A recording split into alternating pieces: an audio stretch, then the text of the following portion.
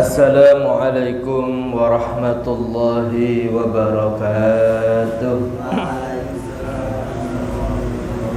Bismillah walhamdulillah, wassalatu wassalamu ala rasulillah, Sayyidina wa maulana Muhammad ibni Abdillah wa ala alihi wa sahbihi wa man walah. Wala hawla wala quwwata illa billah. Subhanaka la ilma lana illa ma 'allamtana innaka antal alimul hakim. Rabbi shrah li sadri wa yassir li amri wahlul 'uqdatam min lisani yafqahu qawli. Amin. Nawaitu ta'allim wa ta'allum wal ifada wal istifadah wan nafa' wal intifa' wad du'a ilal khairi wad da'wata ilal huda libtigha'i mardatillah wa qurbihi. Amma ba'd. Segala puji kita panjatkan kepada Allah yang di malam hari ini kita kembali ditakdir bisa berkumpul di masjid yang mulia ini untuk mempelajari daripada ilmu-ilmu yang bermanfaat dengan panduan kitab Sabilul Ibtikar wal I'tibar karya Al-Habib Abdullah bin Alawi Al-Haddad.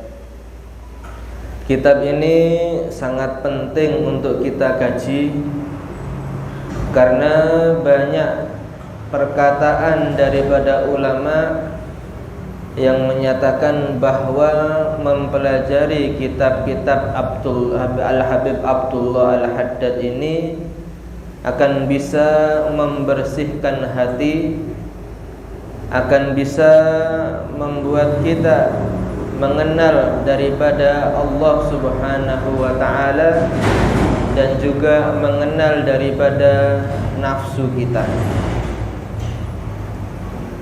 Al-Habib Ahmad bin Zain Al-Habasyi, beliau menyatakan termasuk salah satu kenikmatan Allah yang diberikan kepada umat di zaman ini adalah karya-karya Al-Habib Abdullah bin Alawi Al-Haddad. Dengan kitab-kitab beliau mencerahkan kepada kita hal-hal yang harus kita pelajari menjadi mudah. Dan di sini banyak terdapat rahasia dan keberkahan daripada ulama-ulama berdasarkan daripada mengkaji kitab-kitab Al-Habib Abdullah bin Alawi Al-Haddad. Dan tujuan kita yang terutama mempelajari kitab beliau adalah agar kita menjadi salah satu murid beliau yang diakui di akhirat dan kelak mendapatkan hak untuk mendapatkan pertolongan dari beliau, menyelamatkan kita dari neraka Allah, memasukkan ke surga Allah Subhanahu wa ta'ala.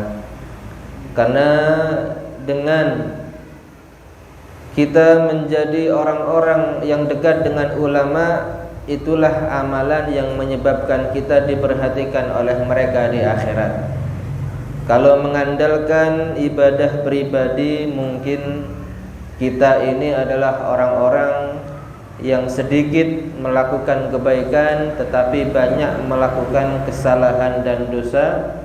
Maka tidak ada cara yang lebih tepat kecuali dengan menjadi kelompok mereka dan akan mendapatkan pertolongan mereka di hadapan Allah Subhanahu wa ta'ala.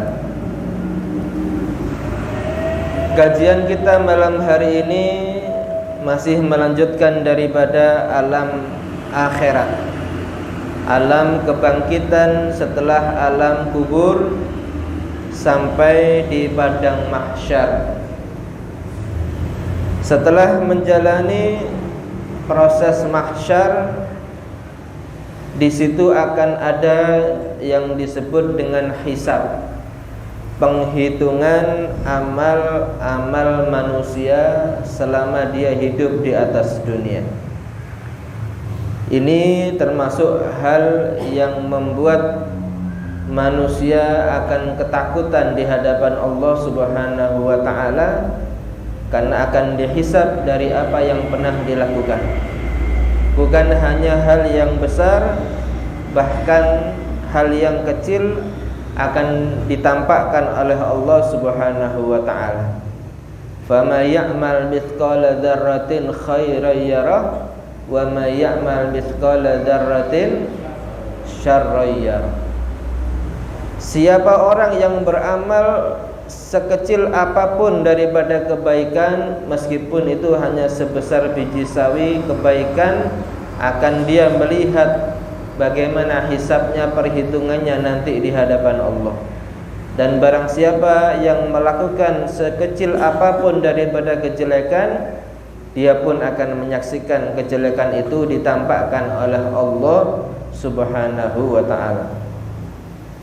Sampai-sampai Al-Quran juga menceritakan di surat Al-Kahfi, ma hadzal kitab, apa ini kitab yang diberikan dari Allah kepada kita tentang amal-amal kita.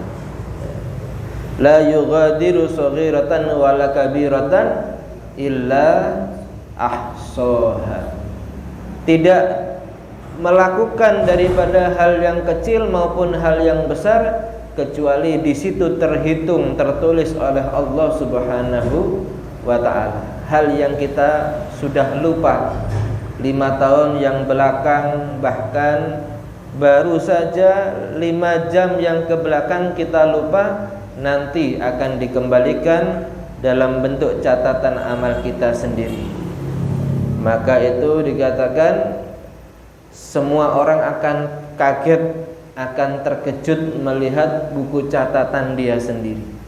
Padahal dia yang melakukan, tetapi dia sendiri akan terkejut melihat catatan buku amalnya. Sampai pada kalimat faminhum man la yuhasab. Setelah menjelaskan daripada syafaat Nabi Muhammad SAW ketika manusia mencari pertolongan kepada para nabi, dari Nabi Adam diarahkan ke Nabi Nuh, dari Nabi Nuh diarahkan ke Nabi Ibrahim, kemudian diarahkan kepada Nabi Musa dan Nabi Isa, sampai akhirnya Nabi Muhammad yang menjadi penolong seluruh manusia. Kemudian ada proses yang disebut hisab. Di antara mereka orang-orang yang di padang mahsyar itu ada man la yuhasabu, orang yang tidak dihisab oleh Allah. Yadkhulunal jannata bighairi hisab. Sebagaimana banyak dinukil di kitab-kitab Maulid. Thuluthun yadkhulunal jannah bighairi hisab. Ada sepertiga dari kelompok manusia yang berkumpul di padang mahsyar yang langsung dipersilahkan masuk surga tanpa diproses, tanpa diaudit, tanpa ditanya, langsung masuk. Ini golongan orang-orang yang istimewa. Ibaratnya kalau ada tes masuk menjadi tentara atau menjadi pegawai, dia tidak perlu tes, langsung menjadi tentara atau pegawai secara dengan prestasinya. Ini orang-orang istimewa. Wa humus sabiquna, dan mereka itu hanya kelompok orang-orang terdahulu. As-sabiqunal awwaluna minal muhajirin, yaitu orang-orang yang terdahulu dari kelompok para sahabat-sahabat Nabi Muhammad sallallahu alaihi wasallam. Dikatakan mereka itu jumlahnya 70.000 orang. Ya. Wa minhum man yuhasabu hisaban yasira. Di antara mereka orang yang di padang mahsyar ini, setelah yang tanpa hisab dipersilahkan masuk surga, ada yang dihisab dengan hisab yang ringan, yang mudah, prosesnya tidak terlalu sulit. Nah, ini semoga kita juga meskipun tidak menjadi kelompok yang pertama masuk surga tanpa hisab, minimal hisab kita ini ringan. Apa yang menyebabkan hisabnya ringan? Di antaranya adalah sedikit hartanya. Kalau orang itu sedikit harta, prosesnya cepat. Mungkin hartanya cuma 1.500.000, dicek dari mana ini dapatnya, kemudian dipakai apa saja. Kalau sudah halal, langsung boleh masuk surga. Cepat, berbeda dengan yang hartanya 1 miliar atau 500 juta. Ini auditnya panjang. Bahkan kalau di kita ada KPK itu berhari-hari auditnya. Apalagi jika dia dicek hartanya bermiliar-miliar, maka itu sangat berbahaya. Ketika dihisab saja dia sudah bergemetar, khawatir ada satu harta yang haram. Karena dikatakan ad-dunya halaluha hisab wa haramuha azab. Dunia yang kita miliki itu halalnya saja akan dihisab oleh Allah. Diminta pertanggungan jawab oleh Allah Subhanahu wa ta'ala. Apalagi yang haram, jelas itu akan mendatangkan siksa Allah di neraka Allah Subhanahu wa ta'ala. Salah satu yang menyebabkan hisab kita ringan adalah sedikitnya harta, zuhud di atas dunia. Wa minhum, dan di antara mereka juga man yunaqishu fil hisab. Ada orang yang sangat panjang di dalam hisabnya,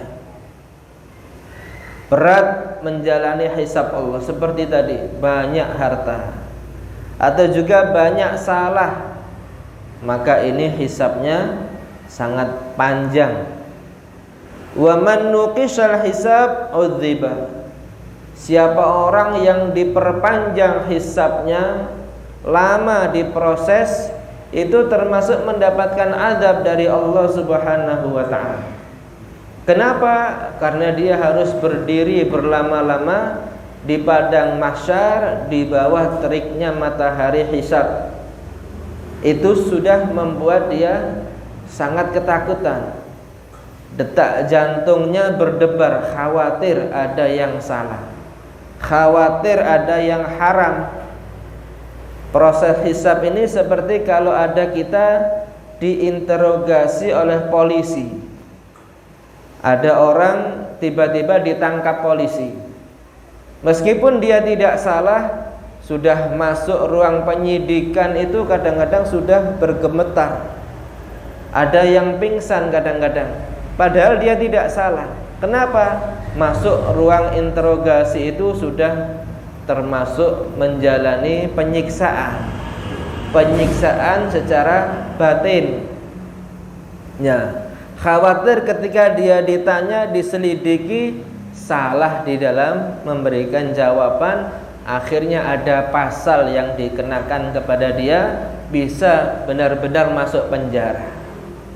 Begitu pula ketika kita dihisab oleh Allah Subhanahu wa ta'ala, na'udzubillah, sudah masuk ruang penghisapan itu, Masya Allah, orang tidak akan bergerak di situ, tidak akan berani menengadahkan pandangan ke langit.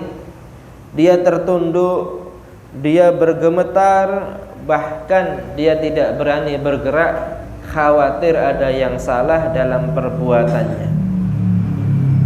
Maka itu termasuk siksaan dalam bentuk batin. Wa nu'tan nas kutubuhum bi aimanihim. Dan manusia kemudian setelah dihisab itu, setelah diselidiki, disidik oleh Allah, akan mendapatkan buku catatan amal. Hisab sudah selesai, kemudian akan keluar buku rapotnya. Ada yang diberikan fayu'tan nas kutubuhum bi aimanihim, diberikan dengan tangan kanan mereka. Ini tanda orang yang sukses menjalani kehidupan dunia. Dia diberikan tanda kehormatan buku amalnya ini dengan arah kanan, dan menjadi pertanda akan masuk surga Allah. Wa bi syama'ilihim, ada juga yang diberikan buku catatan amalnya dia dengan tangan kiri, arah kirinya. Wa min wara'i dhuhurihim, dan ada yang dari belakang punggungnya, dilemparkan ke belakang punggung.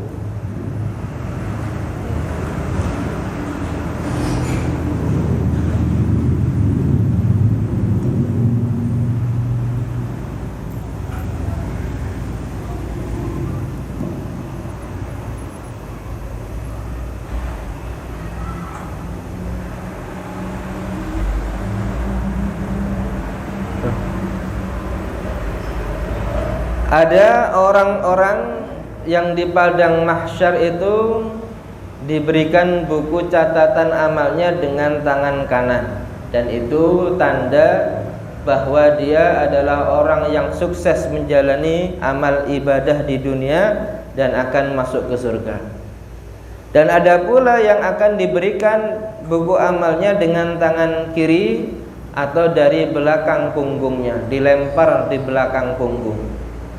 Seperti jika ada seorang guru setelah menerima kertas jawaban dari muridnya, kalau nilainya bagus akan diberikan dengan penghormatan tangan kanan atau arah kanan. Kalau nilai ujiannya jelek, bahkan membuat gurunya emosi, bisa dilemparkan atau dengan tangan kiri. Ini menunjukkan dia orang yang tidak lulus di dalam ujian, tidak sukses menjalani kehidupan dunia. Wa yas'alullahu ta'ala al-mursalin, kemudian Allah akan bertanya kepada para rasul, an tablighir risalata ila umamihim, tentang penyampaian risalah mereka kepada para umatnya.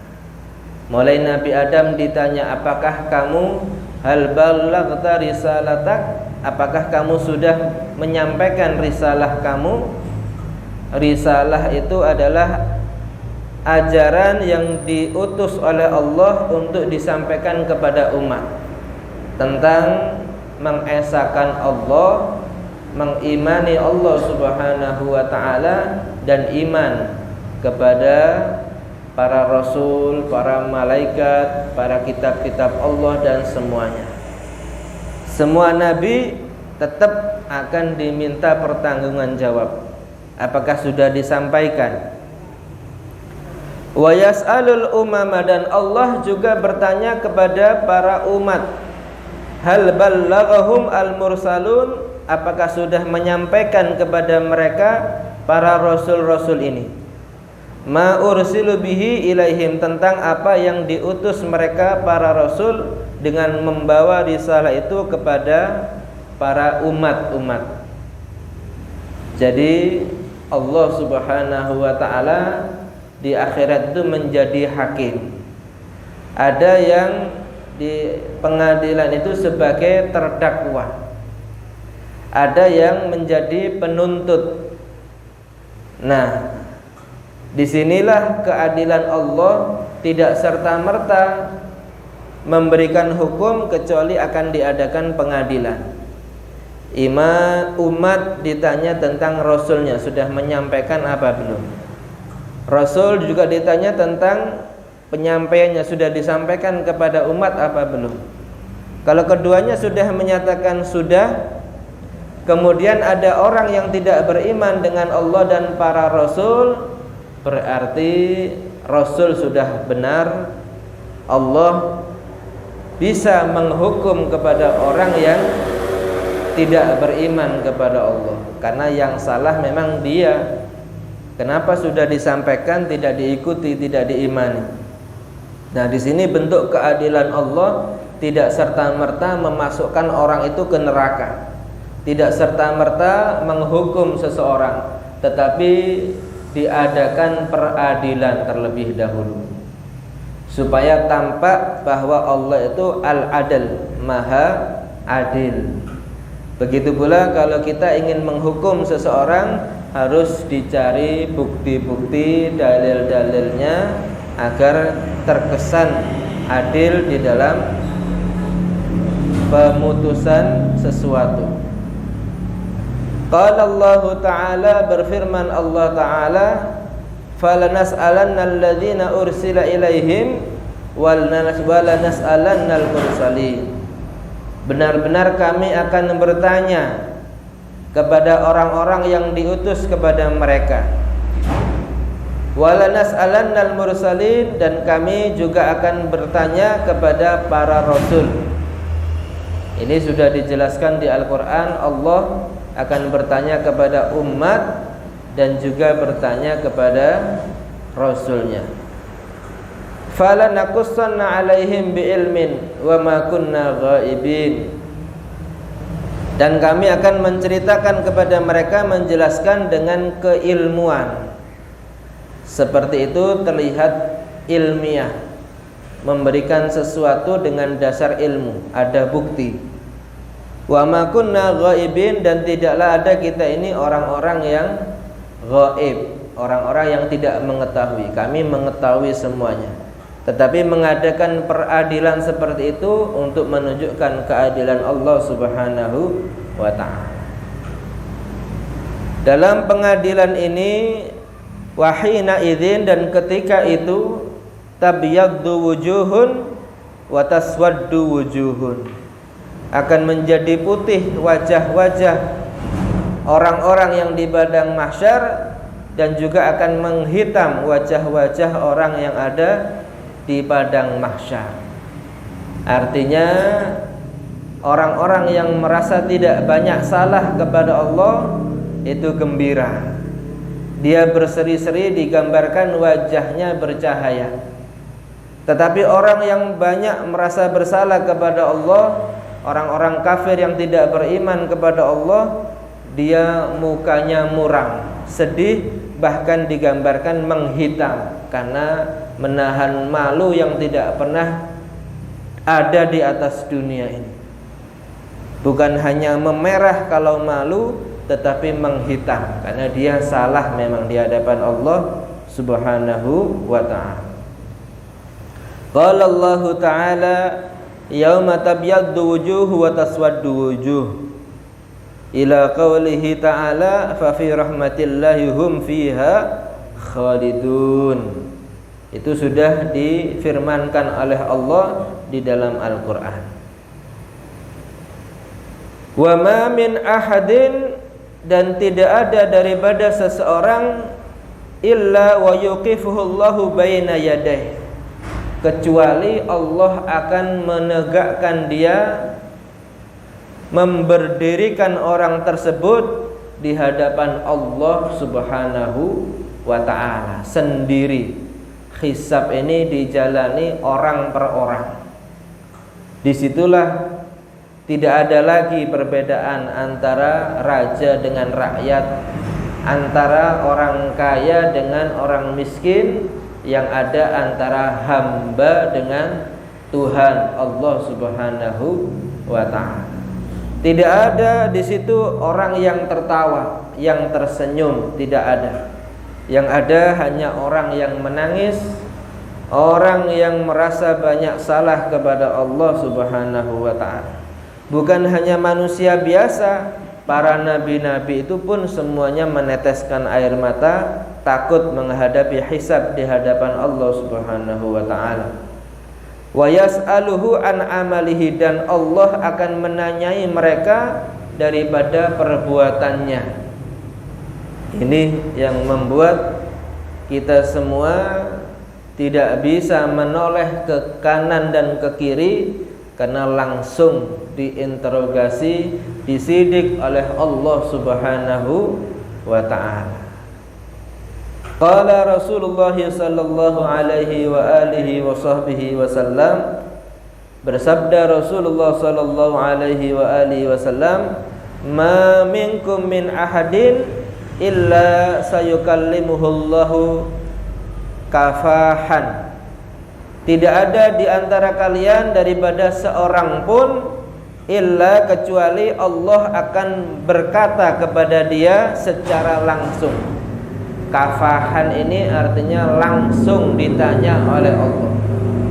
bukan melalui malaikat. Berbeda dengan pertanyaan kubur, yang bertanya itu malaikat.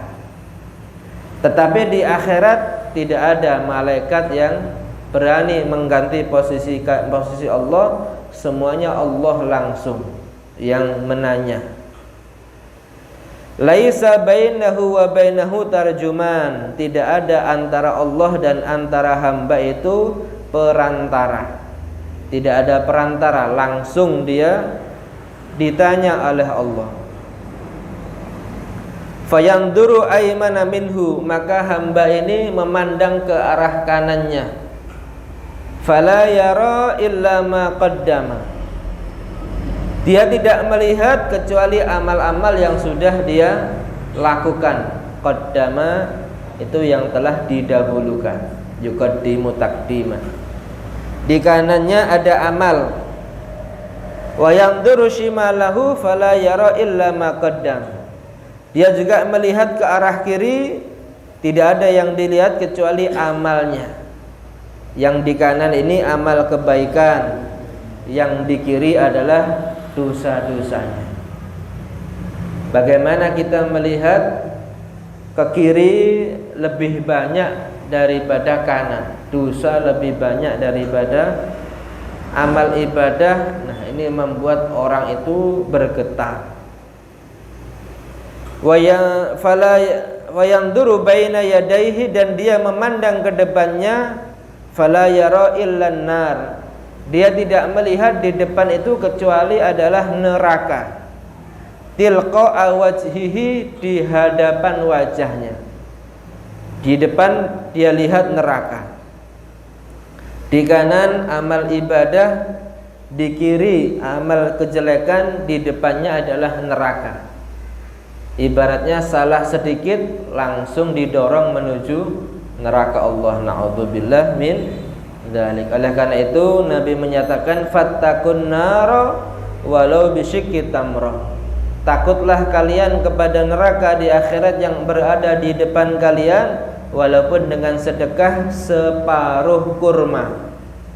Kalau kita makan kurma satu, kalau masih memungkinkan kita bagi jadi dua, yang satu boleh dimakan, yang satu disedekahkan. Ibaratnya hal-hal yang membuat kita selamat dari neraka itu diantaranya adalah sedekah. As-shadaqatu sirri tudfi'u ghadabar rabbi. Dikatakan sedekah rahasia itu bisa memadamkan murka Allah. Apa murka Allah? Yaitu neraka. Dengan cara sedekah itu bisa memadamkan api neraka Allah Subhanahu wa ta'ala. Kalau kita bayangkan, maka kita akan menjadi takut dengan perbuatan dosa dan takut kepada neraka Allah Subhanahu wa ta'ala.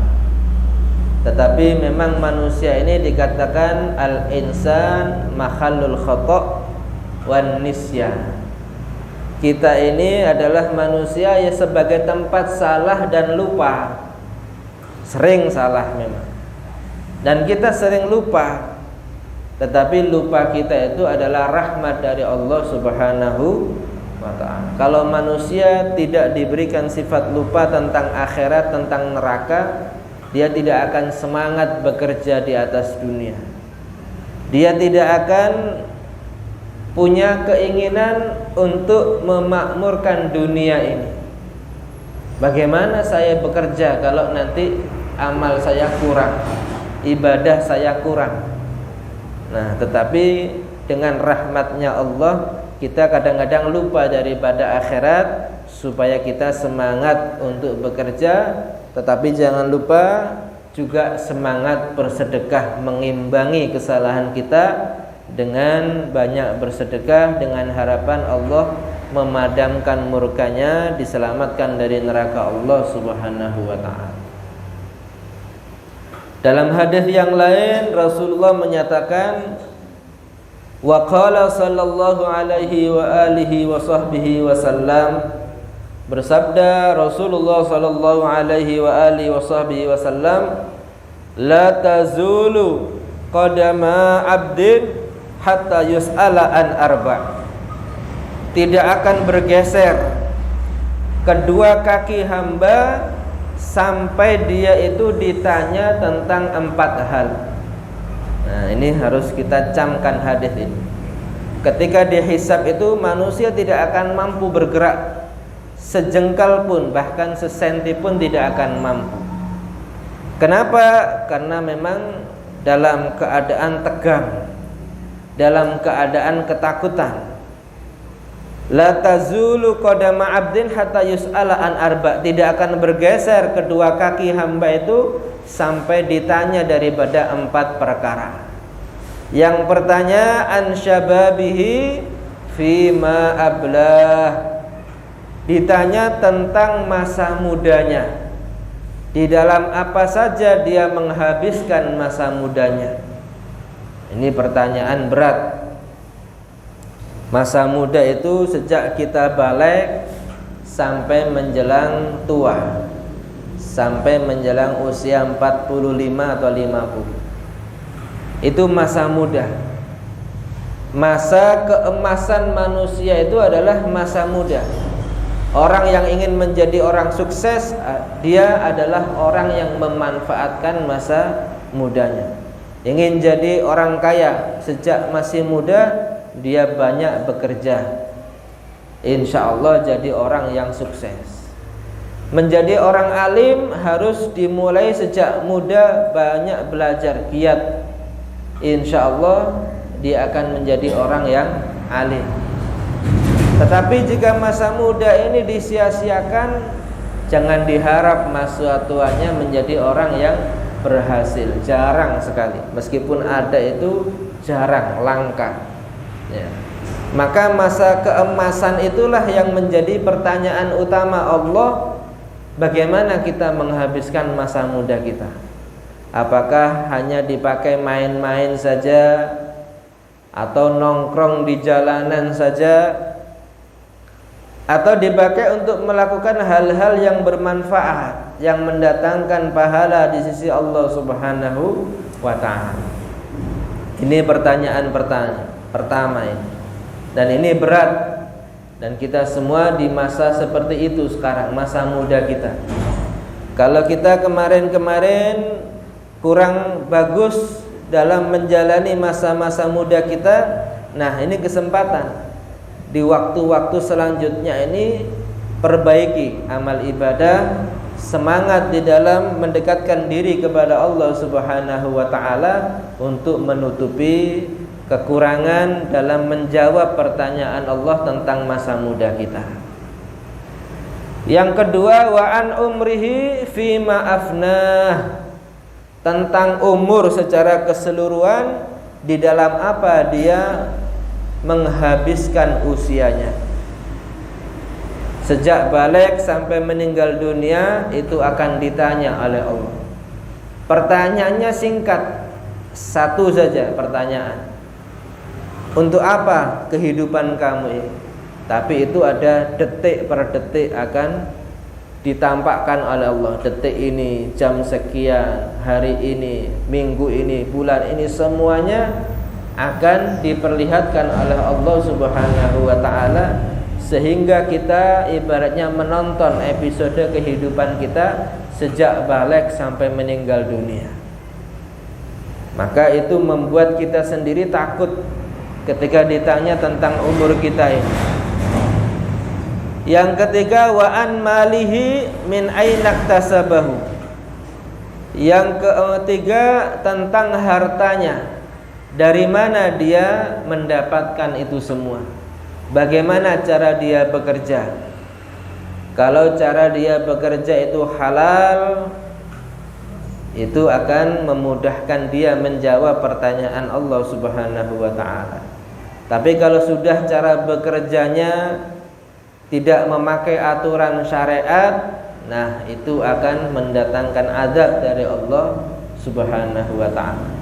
Bukan hanya cara mendapatkan uang, wa fima anfaqahu, dan di dalam apa dia menginfakkan, membelanjakan hartanya.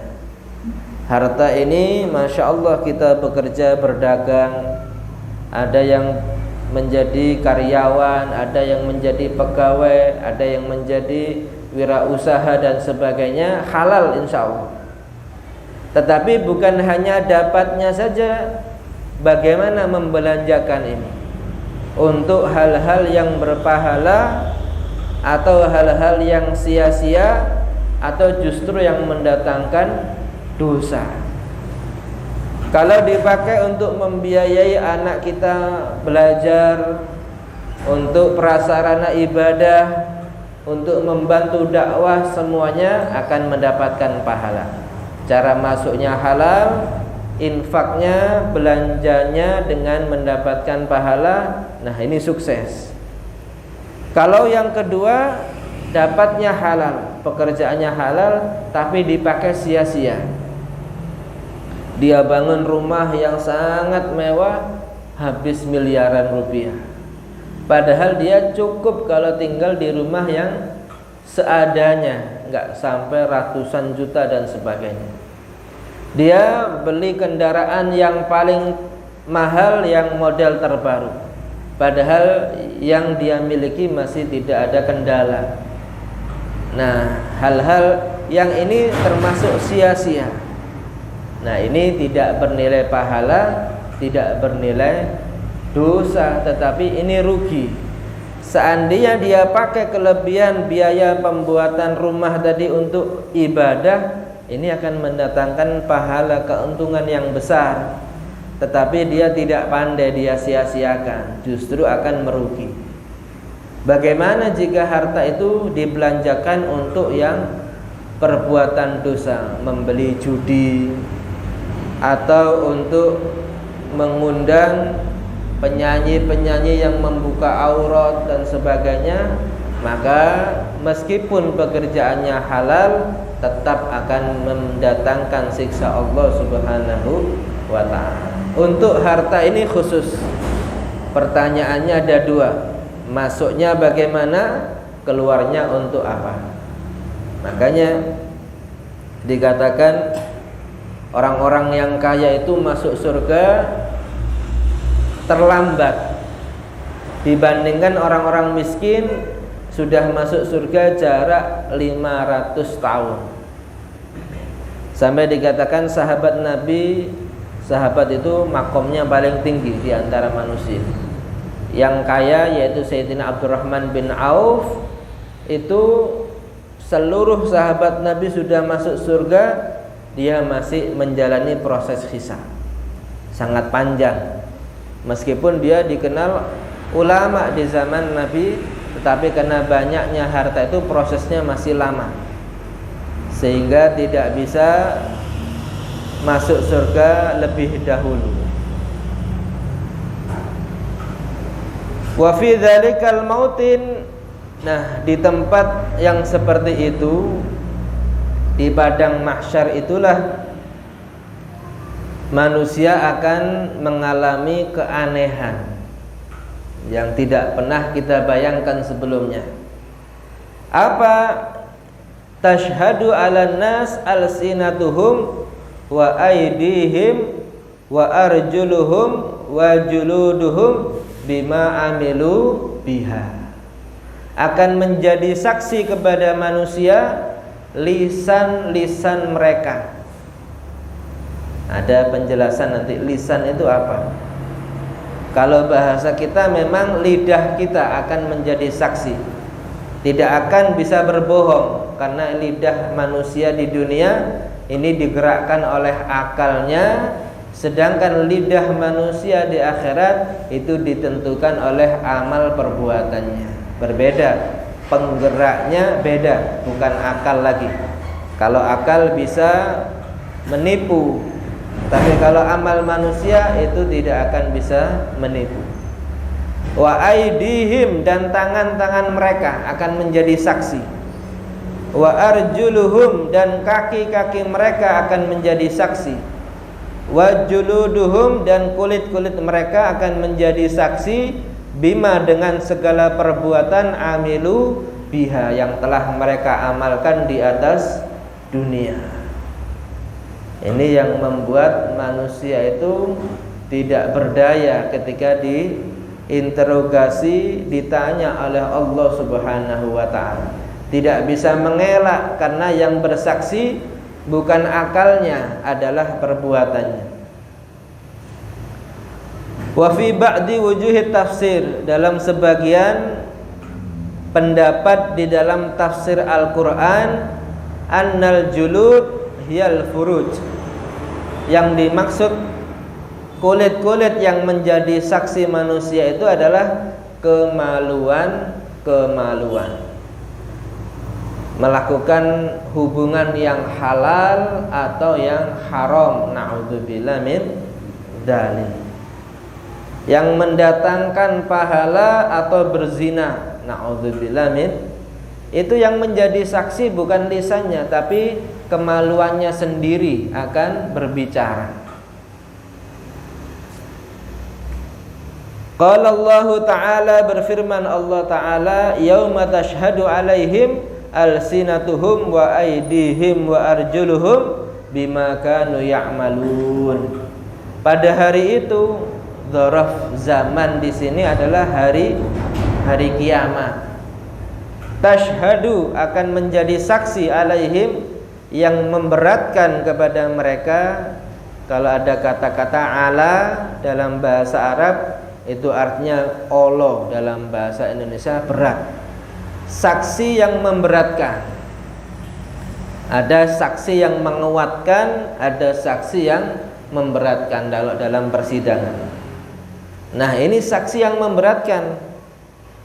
Ada orang melakukan pencurian, ada yang melihat. Nah, ini saksi yang memberatkan namanya. Ada orang dituduh tapi ada saksi yang menguatkan. Nah, itu baik, beda lagi kasusnya.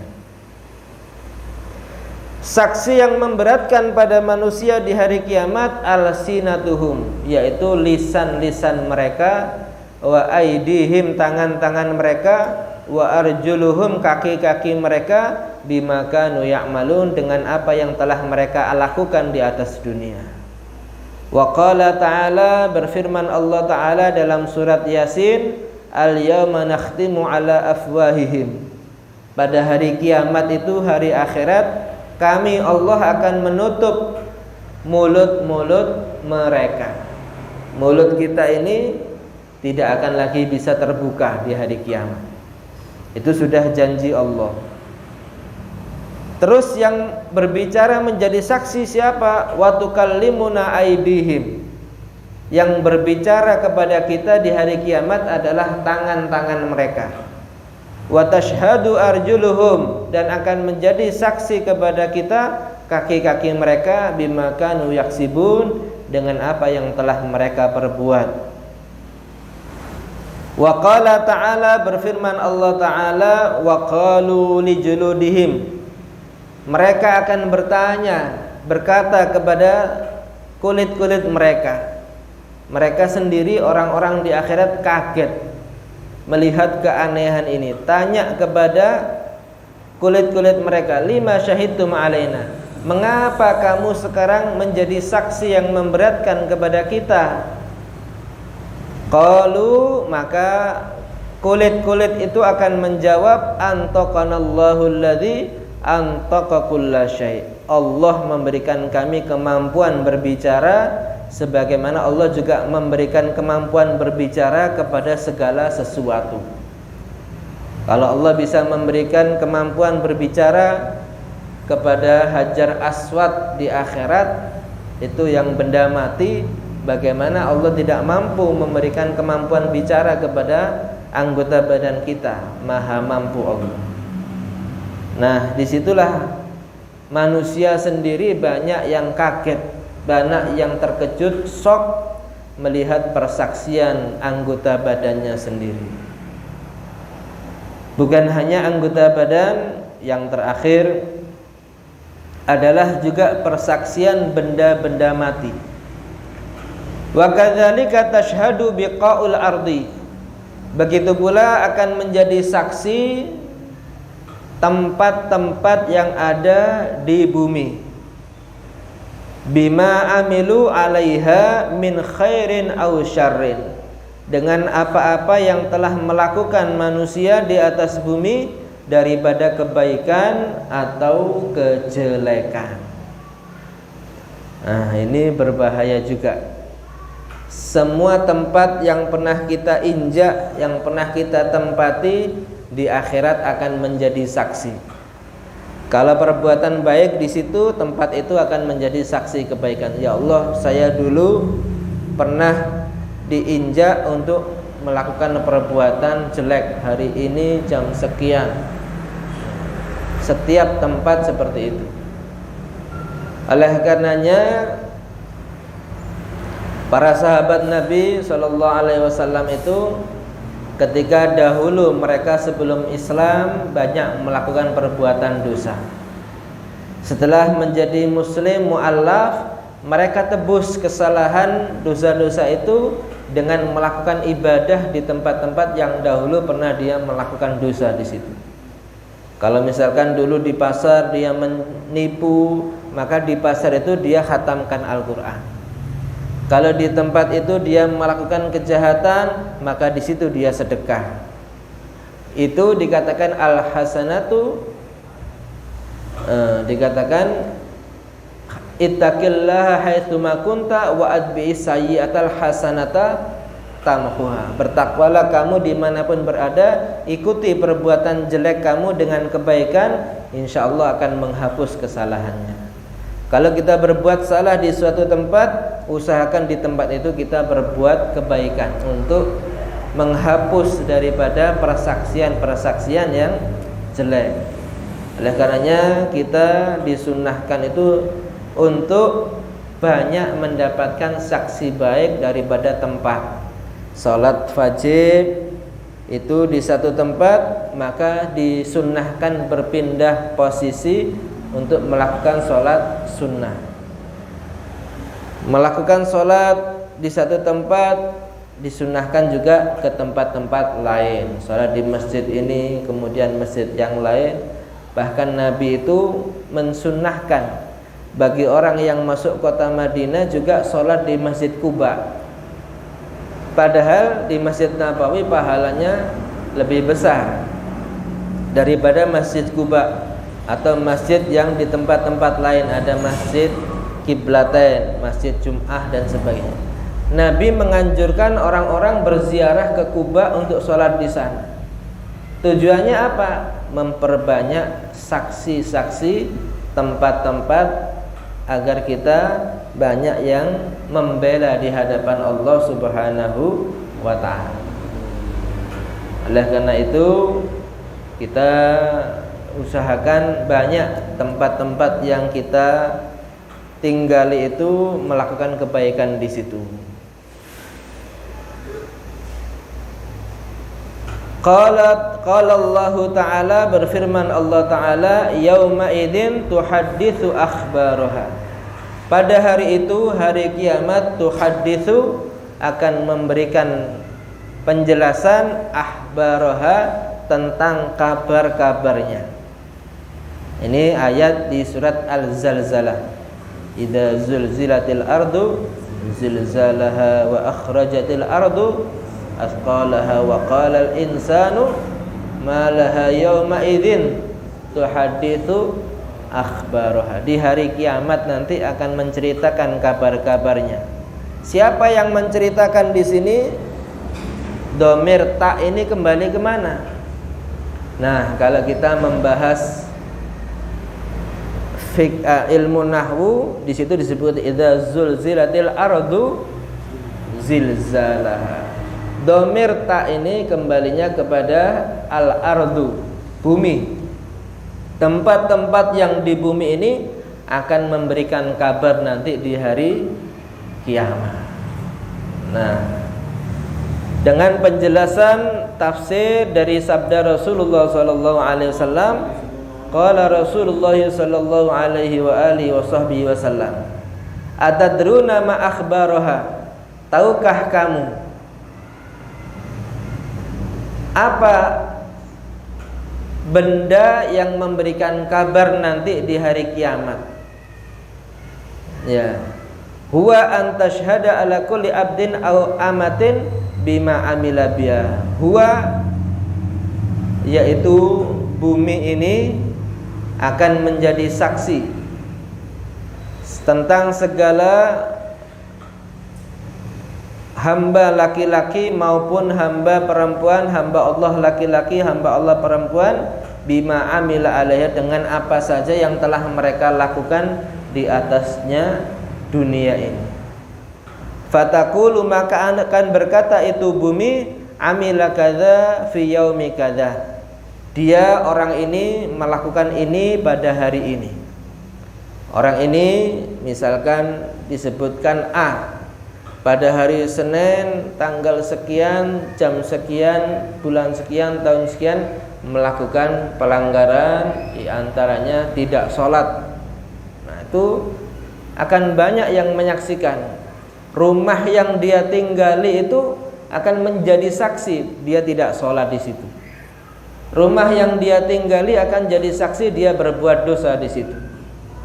Nah, maka disunnahkan kita juga melakukan sholat sunnah itu di rumah. Kalau sholat wajib di masjid. Kalau sholat sunnah usahakan yang tidak ada syariat berjamaahnya itu di rumah.